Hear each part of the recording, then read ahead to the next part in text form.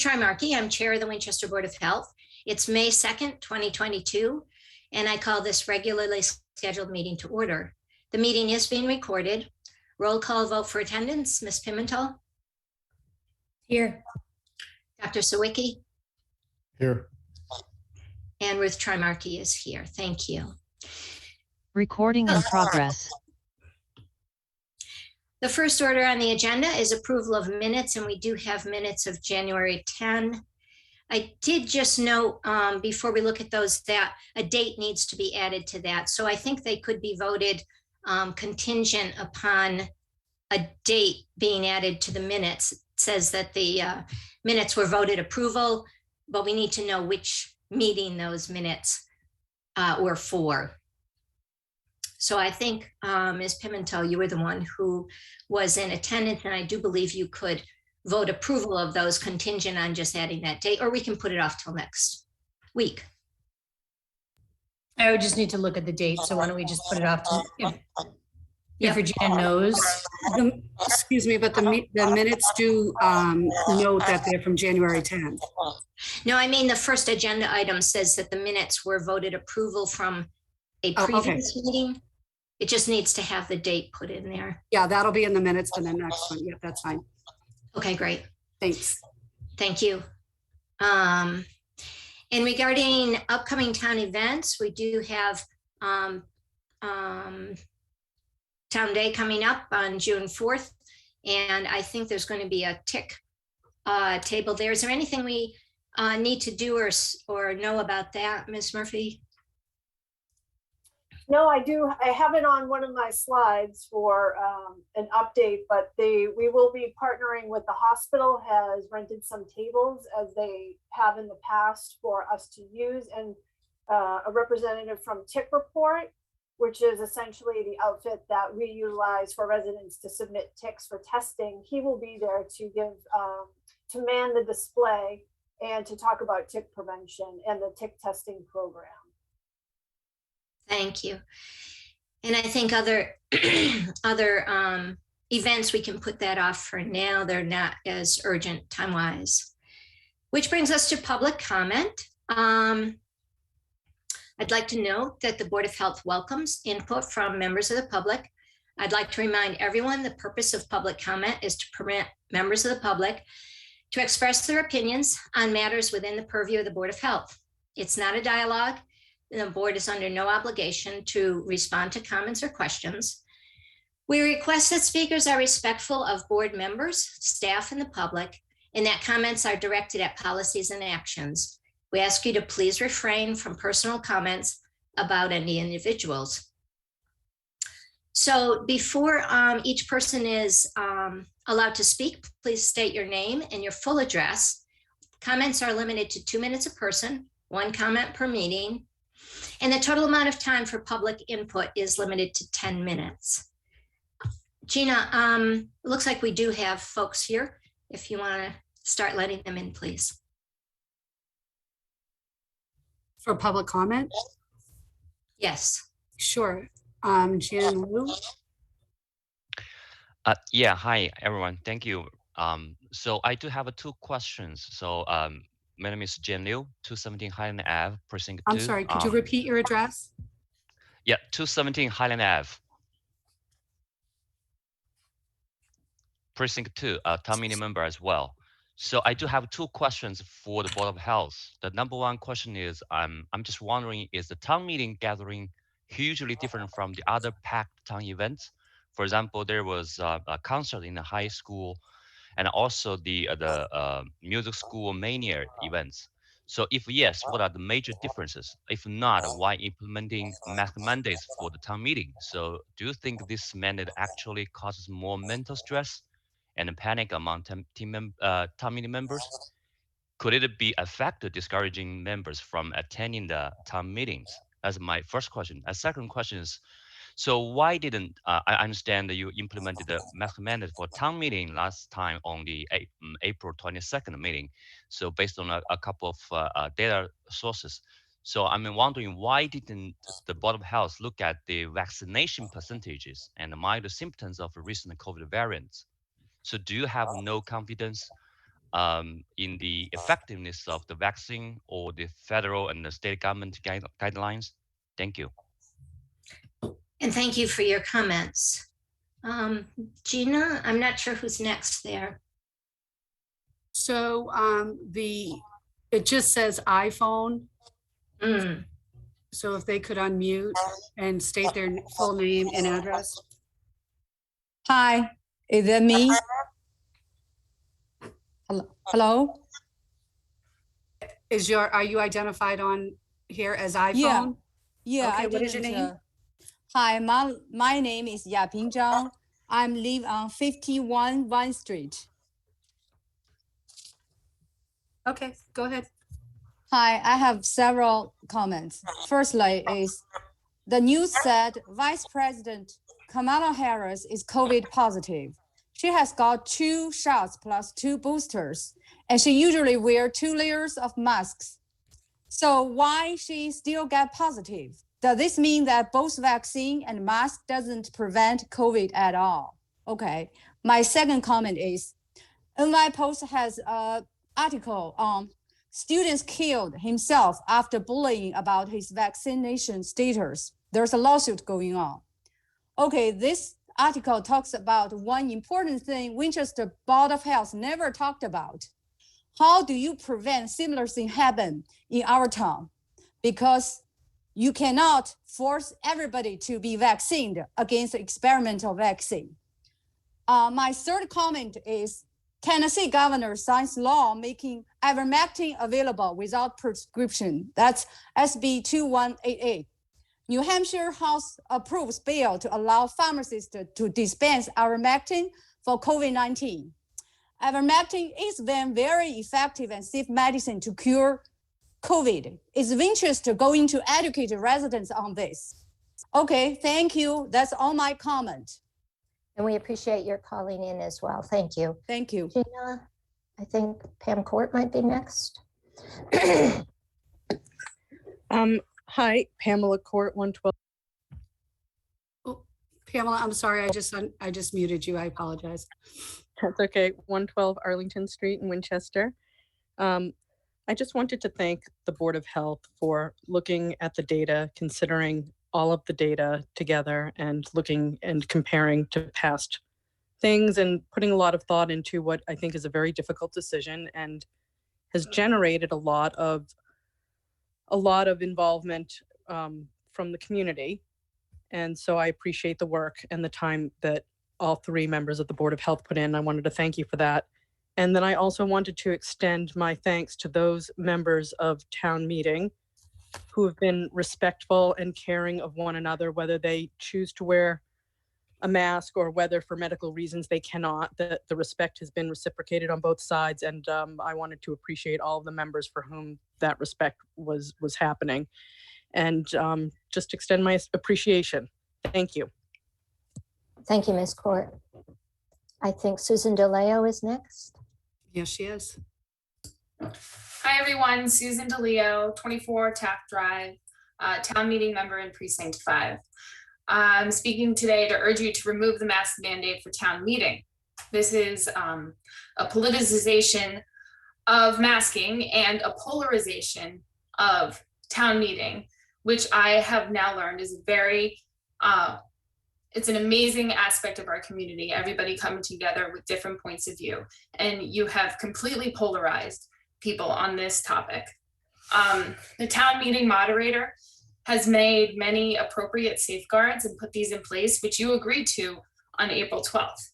Further, this mask mandate is put in place by the majority on the Board of Health, is an overstep of the authority of the Board of Health in a non-state of emergency that we are currently in this day. That's about it. Thank you very much. Thank you. And I would ask everyone to please mute when you're not speaking. I'm not seeing any other hands. I think, Gina, could you confirm that? And then we'll draw public comment Yes, to close. There are no other raised hands. Thank you. Thank you. And that brings us to the close of public comment. And again, please mute yourself. I want to It's- thank all of the members of the public who have responded both in writing via email and today verbally here. Moving on to the next order of business, we are looking forward to the director's update. Ms. Murphy, please.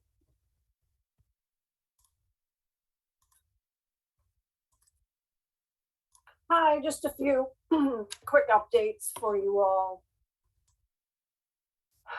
Since we talked last, we did in fact have the TikTok on April 13th, which was recorded by WinCam. Thank you for doing that for us, WinCam. The recording is available on their website as well as our website through the health department page. And it was a great presentation by Blake Dinius, and he talked about all the methods for preventing tick bites, including permethrin and conducting tick checks. And so if you'd like to watch that helpful information, please do so. I encourage you to do that. And also, I encourage you to take advantage of the tick testing program. It's subsidized due to some generous funding from Winchester Hospital, and it will only cost a resident $10 to have a tick tested to see what pathogens that tick may be carrying. So if you do find one on yourself, please take advantage of that by going to the website tickreport.com and entering the WinHosp discount code. Normally, a routine sampling of a tick would cost $50, but they have subsidized that $40 to be only 10 for us. So that's an incredible donation from Winchester Hospital. And it's a good way for us to keep tabs of what pathogens are within our tick population in town. You know, we have a very, as many other communities, we have a very heavy tick population in town. And if you have a dog or you go hiking and you're out in grassy, tall grassy areas or leafy areas, you are probably well aware of this. So again, as Ruth mentioned at the beginning of the meeting, there will be a representative from Tick Report at Town Day on June 4th. And, you know, stop by, check out the display. There will be different species of ticks on display. And so I welcome you to check that out, as well as all of the other events, including food vendors that will be appropriately permitted on that day. And so the Medication and Sharps Take Back Day happened this past Saturday. The coalition with Dot Butler leading the charge in conjunction with the police department collected 280 pounds of meds that day, as well as 77 pounds of sharps. So a big thank you to Dot Butler as well as the police department for having another successful collection day. And for people who may have missed that day, there are 2 kiosks available in the police station lobby, available 24/7. And we do collect sharps in a rigid box, like a bio box that you can purchase here at the health department, or if you put it in some other type of rigid container. Tide bottles are probably too big, but if you can get a smaller Tide-like type bottle to put it in, that would also be accepted at the kiosk.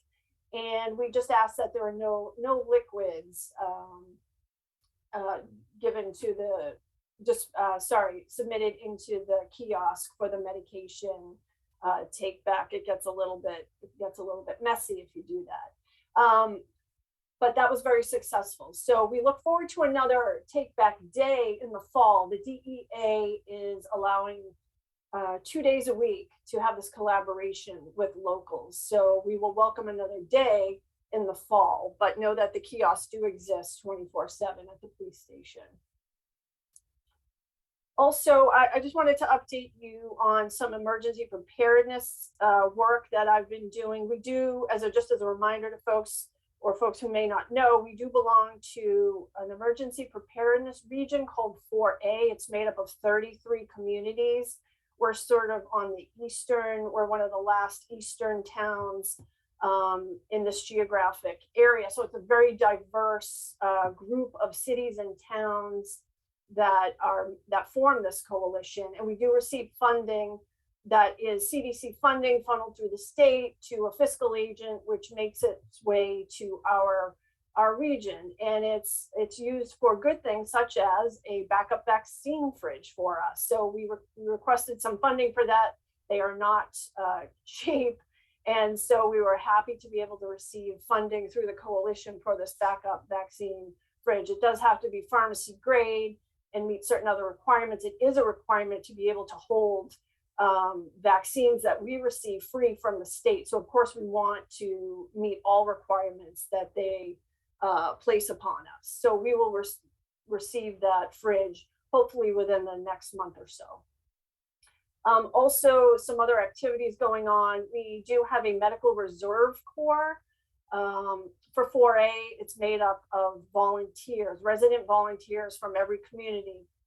It's been having its fair share of problems throughout the pandemic. As you can imagine, there's a lot of drop off in volunteers. Many volunteers stepped up to staff vaccination clinics throughout our region. However, as I said, there were some issues. So we're looking at to stimulate volunteerism for the Medical Reserve Corps again. And I belong to a committee, a subset of our Emergency Preparedness Coalition, to try to figure out how to best do that.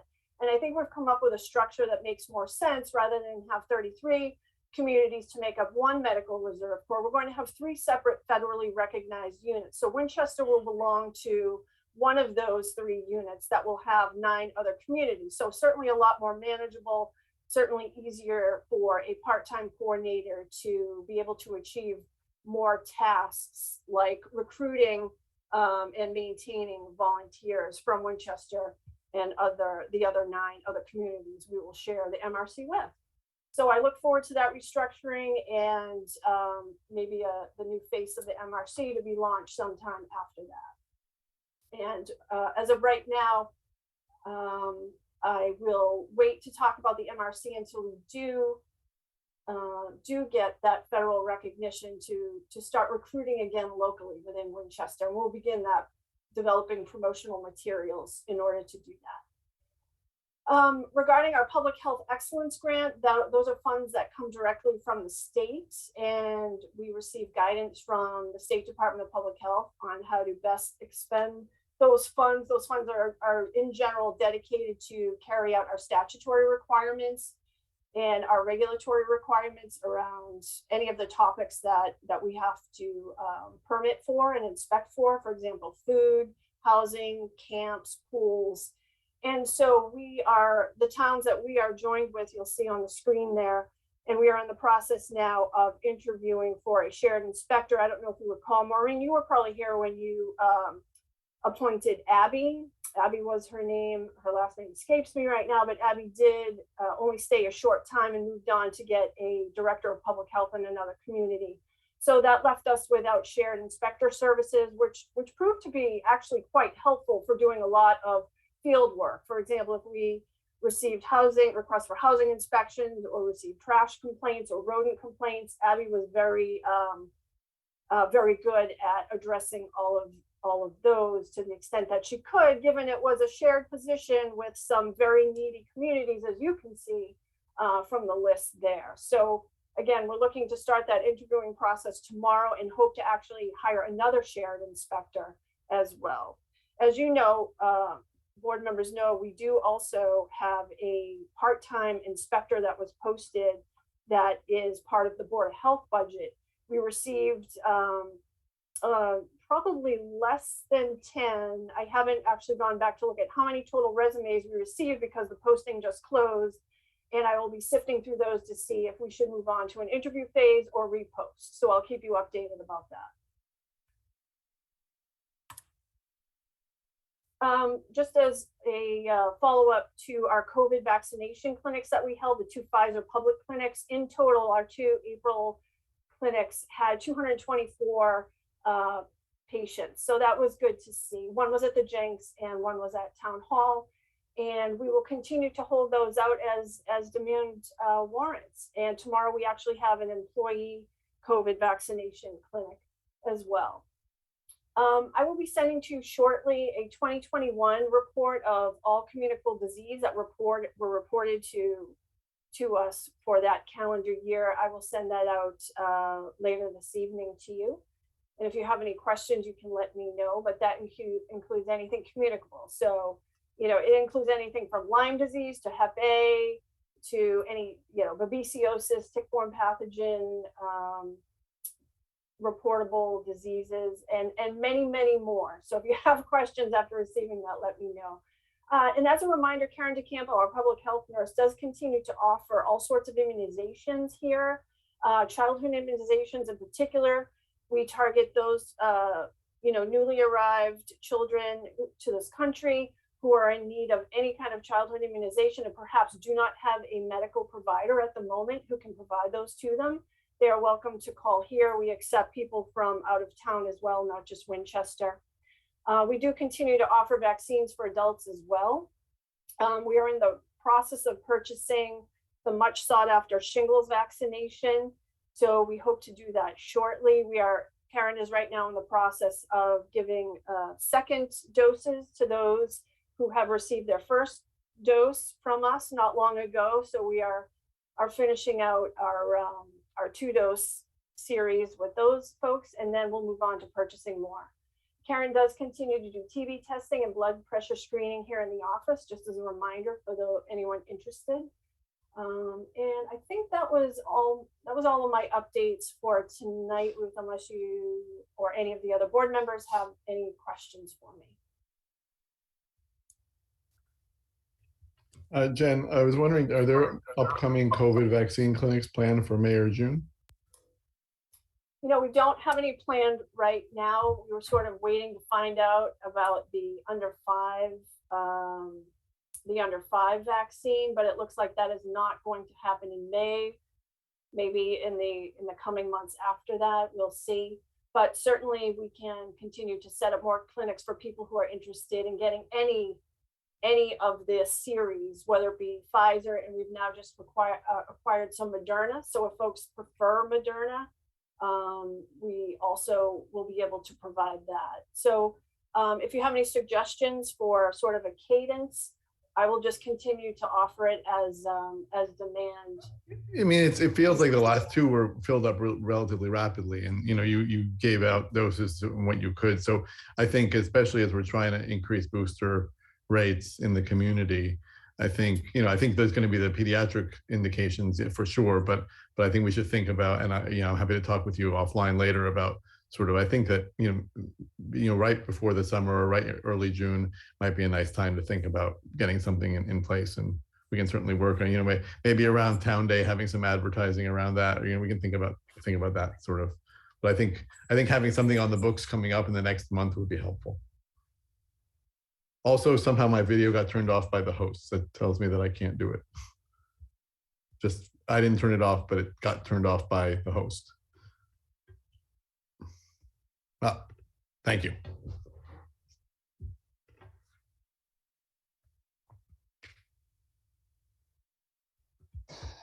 With that, let's move on to our next agenda item, and that brings us to a consideration of town meeting. I just want to remind folks that at our last meeting, we did institute a universal mask mandate for all attendees at town meeting. And we agreed to review it on subsequent Mondays while spring town meeting is occurring. If you don't have it in front of you, I want to remind our board members that the order reads, if no action is taken by the Board of Health to rescind it, this regulation will remain in effect throughout the duration of the spring town meeting. So in light of that, I would ask first our board members, do you have other data you'd like to bring forward? Do you have commentary you'd like to make at this time? Ms. Pimentel? I'm sorry, I apologize. Dr. Sawicki's hand is up. Go ahead, Dr. Sawicki. I just want to make a quick comment about where the data is in terms of both locally and in the state. I think that there's a lot of different data sources that we've talked about among our group and with Jen as well in terms of what's been tracked. And I see that the town dashboard was updated. Is it okay if I share screen? Yes. For a second?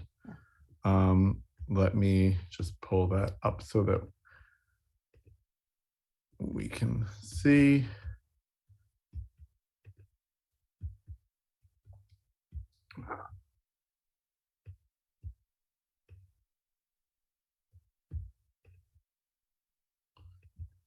So this is one of the data sources we talked about at the last meeting, the wastewater data. And what you can see here is then this is in the northern system in Massachusetts.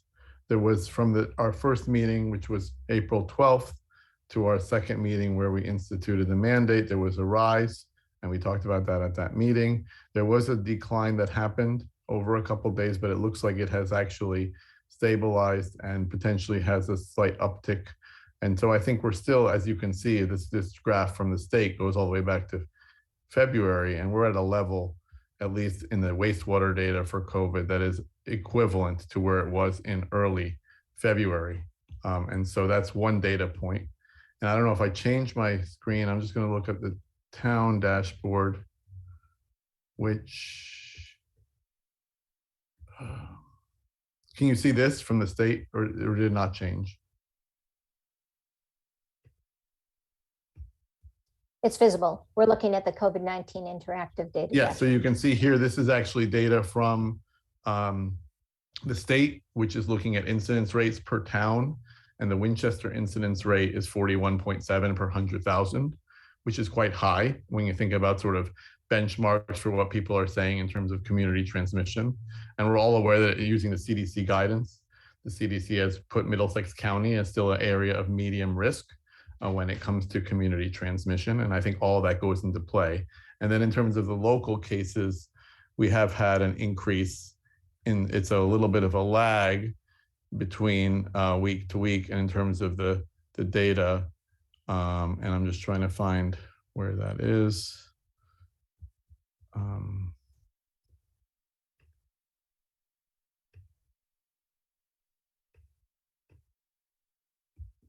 I'll just pull it up.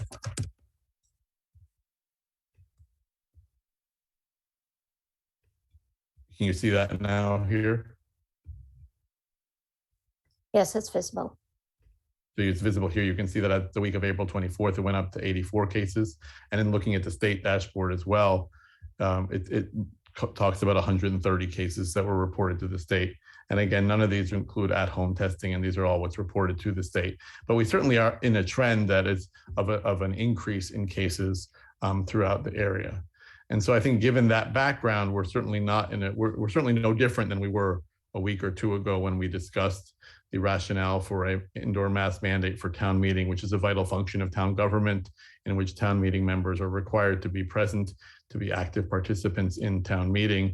And we, as we've discussed, the population of members in town meeting include those who have immune compromise or elderly or senior citizens or people who maybe care for such individuals.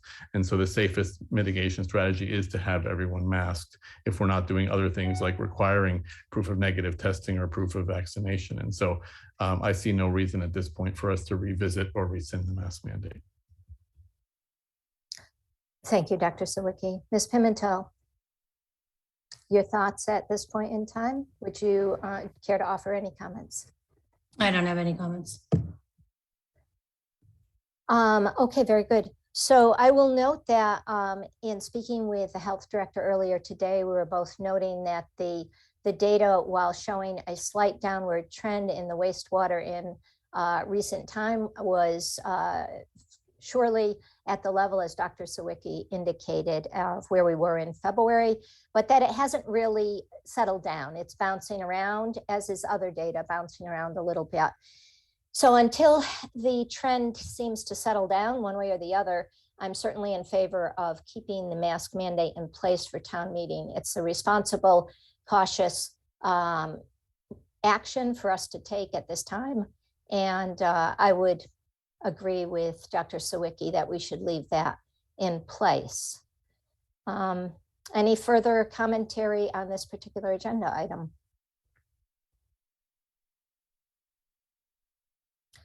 All right, there is no vote required, as I mentioned earlier. If we fail to take an action to rescind it, it stays in place. So with that, the universal mask mandate will stay in place for this week. We'll review it again next Monday, as we agreed to do with the order that we voted at our last meeting. So that piece is complete. Moving onward, I I have no old business or new business to bring to the table. Do either of my colleagues? Okay. Not hearing any. And last time, I believe I cut off Ms. Murphy as she was trying to say something before we went to a motion to adjourn. I'll just ask Ms. Murphy, is there anything else that you would like to bring under new or old business before we adjourn the meeting? No, thank you. All set. Okay. Do I have a motion then to adjourn for today? Can I just ask one question before we adjourn? Of course. I doubt that there's going to be anything that is going to change anything on Monday for town meeting. And I think that everybody would appreciate not having a meeting on the books that doesn't need to happen. So can we just go ahead and cancel that? We would have to, so that did go by legal counsel, and Ms. Pimentel, my understanding is because that's the way we voted it in the order that we are required to do it. As you can see, it can be quite a short meeting. And I think Okay. it is, yeah, we should go ahead and hold that. Thank you. Do we have a motion to adjourn?